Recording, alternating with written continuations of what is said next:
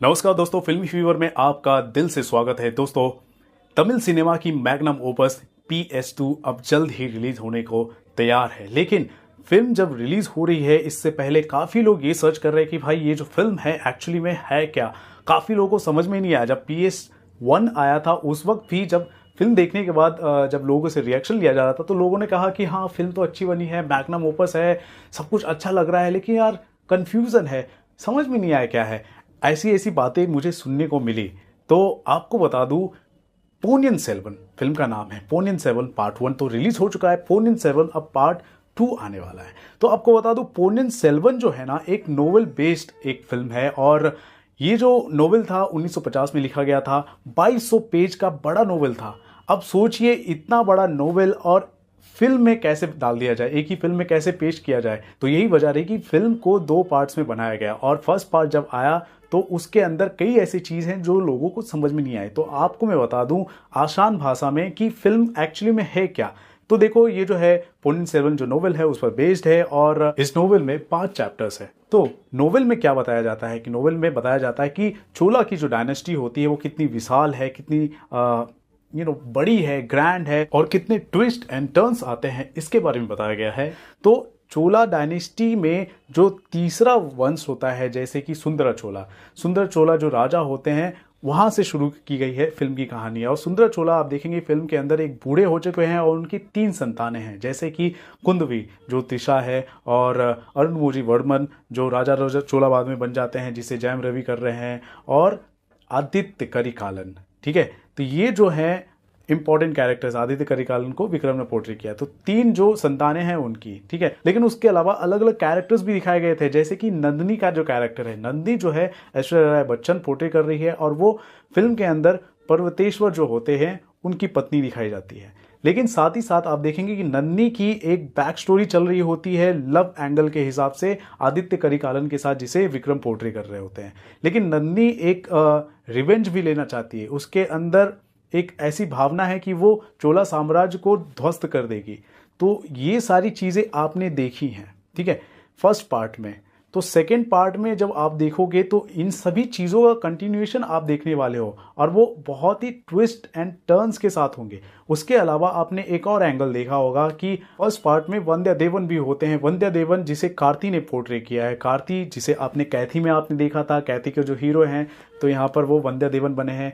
वो एक बहुत ही वीर योद्धा भी हैं, और जब वो राजधानी के अंदर आते हैं तो उसकी जो मुलाकात होती है नंदिनी के साथ भी हो जाती है। नंदिनी के साथ साथ उसकी कुंदवी के साथ भी मुलाकात होती है, और कुंदवी को देखते ही वो दिल दे बैठता है। और एक छोटा सा लव एंगल भी दिखाया गया है, लव एंगल कुंदवी और वंद्या देवन के साथ। तो कुंदवी और वंद्या देवन की लव स्टोरी आगे क्या बढ़ पाती है, उसका क्या अंजाम होता है, वो आप सेकेंड पार्ट में आप देखने वाले हो, ठीक है।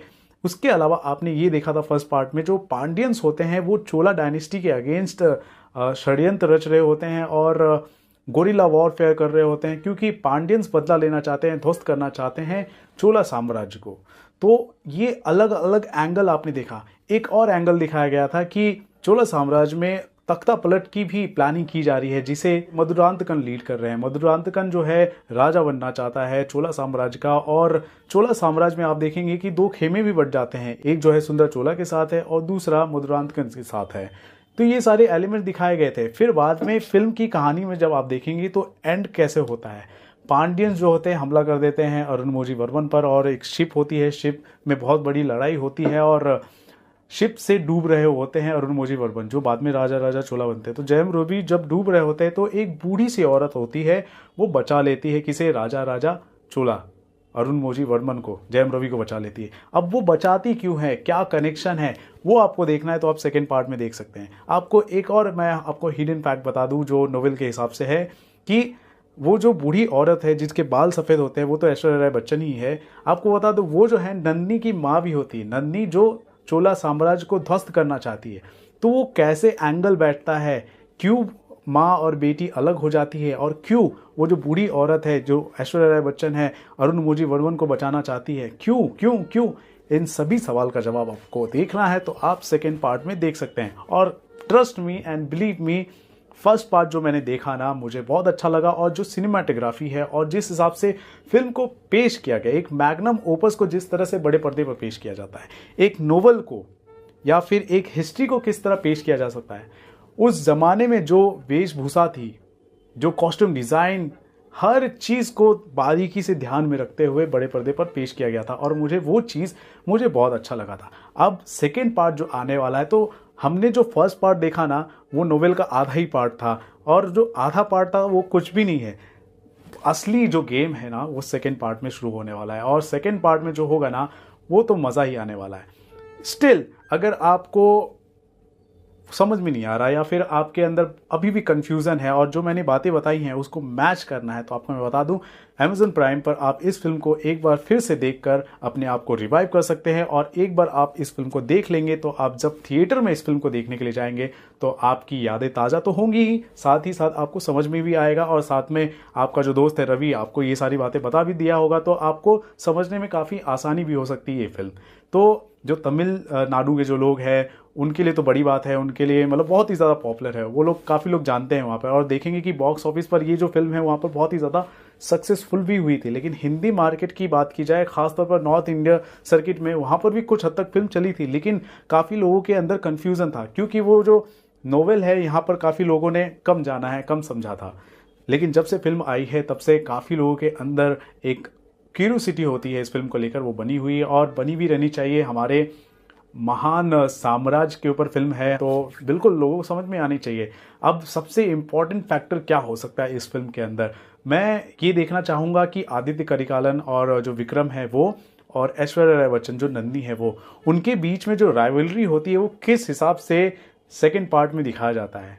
तो उसका मैं बेसब्री से इंतज़ार कर रहा हूँ वो, क्योंकि ये जो एंगल है ना, आपको मैं बता दूँ, नंदिनी और आदित्य करिकालन का बहुत ही इम्पॉर्टेंट एंगल होता है इस नोवेल का और बड़े पर्दे पर देखना तो मज़ेदार हो जाएगा। उसके अलावा अलग अलग जो कैरेक्टर्स हैं वो भी हम देखेंगे कि कैसा पोर्ट्रे करते हैं। और सबसे बड़ी बात यह है कि राजा चोला जो हैं बहुत ही महान राजा थे हमारे इंडियन हिस्ट्री की अगर बात की जाए, तो वो कैसे राजा बनते हैं और किस तरह वो अपना राज्य साम्राज्य बनाते हैं, खड़ा करते हैं, विस्तार करते हैं, वो सारी चीज़ें भी सेकेंड पार्ट में देखने को मिलेगी। तो अब देखते हैं कि क्या होता है और बस इंतज़ार कीजिए, मज़ा आएगा। तो दोस्तों इस पूरे एक्साइटमेंट को लेकर, पूरे वीडियो को लेकर और जिस हिसाब से मैंने चीज़ें आपके सामने पेश की हैं काफ़ी सरल भाषा में और फिर भी आपको नहीं समझ में आ रहा, तो आप Amazon प्राइम पर जाइए और फिल्म को पार्ट 1 को आप एक बार फिर से देखकर अपने आप को रिवाइव कर लीजिए और इस वीडियो को भी एक बार फिर से देख लीजिए और जब फिल्म देखने जाएंगे तो आपको समझ में आएगा बिल्कुल, आई एम डैम श्योर। और फिर भी समझ में नहीं आता तो आप इंस्टाग्राम पर मुझे मैसेज भी कर सकते हैं। तो इस पूरे वीडियो को लेकर आप क्या कहना चाहते हैं ज़रूर बताएं दोस्तों हमारे कमेंट सेक्शन पर और देखते रहें आपका अपना चैनल फिल्मी fever. This is Ravi Gupta here, signing off. नमस्कार, बाय।